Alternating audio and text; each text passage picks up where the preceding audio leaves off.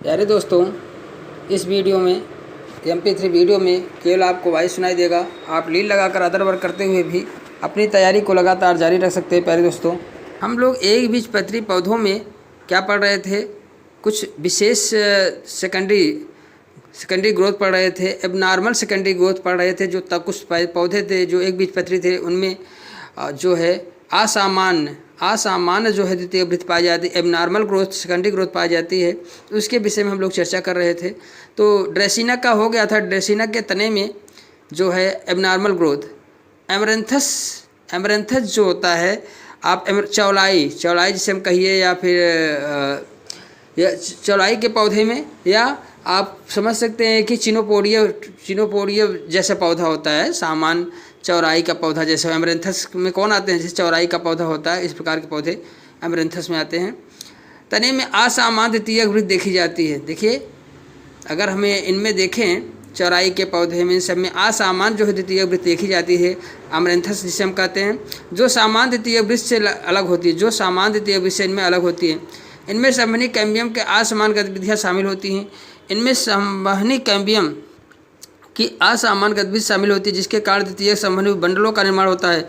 इसके कारण क्या होता है, द्वितीयक संवहनी बंडलों का निर्माण होता है, जो एकल सतत वलय के बजाय अलग अलग समूहों में व्यवस्थित। एक सतत मतलब एक वलय के अंदर न स्थित होकर अलग अलग समूहों में व्यवस्थित होते हैं। प्यारे दोस्तों, अगर यदि हम देखें तो सामान्य द्वितीयक वृत्ति इसमें कैसे पाई जाती है, इनके तनों में यह द्विबीजपत्री पौधों में समान रूप से पाई जाती है। मतलब जिस प्रकार से द्विबीजपत्री पौधों में समान रूप से द्वितीय वृत्ति पाई जाती है, तो उसी प्रकार से इसमें भी पाई जाती है। संवहनी कैम्बियम एक सतह वलय बनाता है, जो जाइलम लकड़ी को अंदर की तरफ और फ्लोएम छाल को बाहर की तरफ काटता है।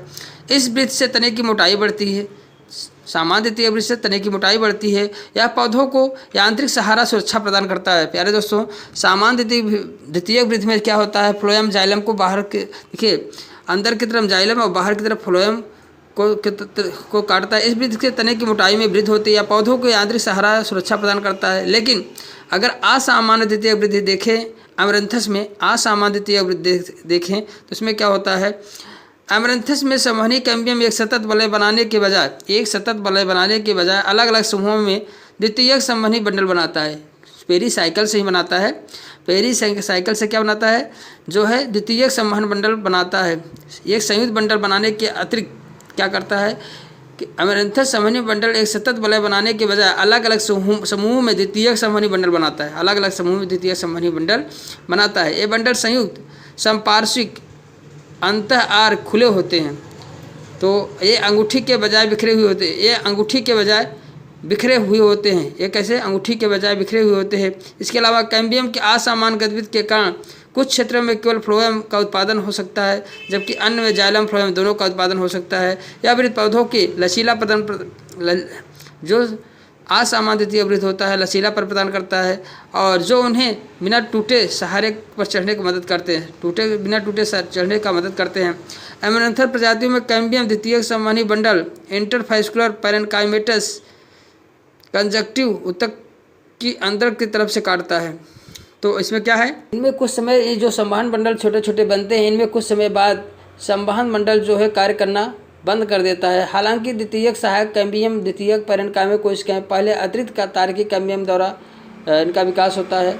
नवनिर्मित सहायक कैम्बियम भी पहले वाले की तरह व्यवहार करता है। जो नया कैम्बियम बनता है वो पहले की जैसे ही व्यवहार करता है। इस प्रकार दूसरा संवहनी बंडल रिंग पहले के साथ वैकल्पिक रूप से बनता है। इस प्रकार दूसरा संवहन बंडल जो रिंग जो है पहले के साथ वैकल्पिक रूप से, इसके बाद अधिक से अधिक कैम्बियम उत्पन्न होते हैं और वे सभी ठीक वैसे ही व्यवहार करते हैं जैसे कि ऊपर बताया गया है। इस प्रकार संवहनी मंडलों में कई संकेंद्रित छल्ले जो आधार ऊतक में बिखरे हुए दिखाई देते हैं। अंतिम कैम्बियम रिंग अलग तरह से व्यवहार करता है, जिसके आंतरिक भाग में स्क्लेरन काइमा के साथ बारी बारी से द्वितीयक जाइलम को काटता है। मतलब स्क्लेरन काइमा आंतरिक भाग पर स्क्लेरन काइमा के साथ बारी बारी से द्वितीयक जाइलम को काटता है। अंतः संवहनी बंडलों का अंतिम वलय स्क्लेरन काइमेटस क्षेत्र में अंतर्निहित होता है। परिपक्व तने में दो मॉड्यूलरी बंडल और पिथ विघटित होने की एक गुहा बनाता है।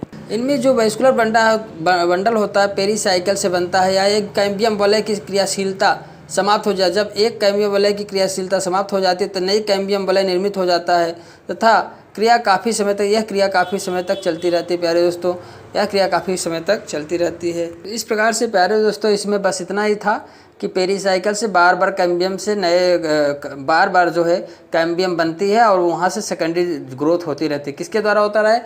कैम्बियम जो सामान्य प्रकार के कैम्बियम बनता है, तो कैम्बियम से बार बार नए कैम्बियम बनते रहते हैं और वैसे ही और करते हुए उनमें secondary growth abnormal secondary growth पाई जाती है। ज़्यादा कुछ इसमें है नहीं।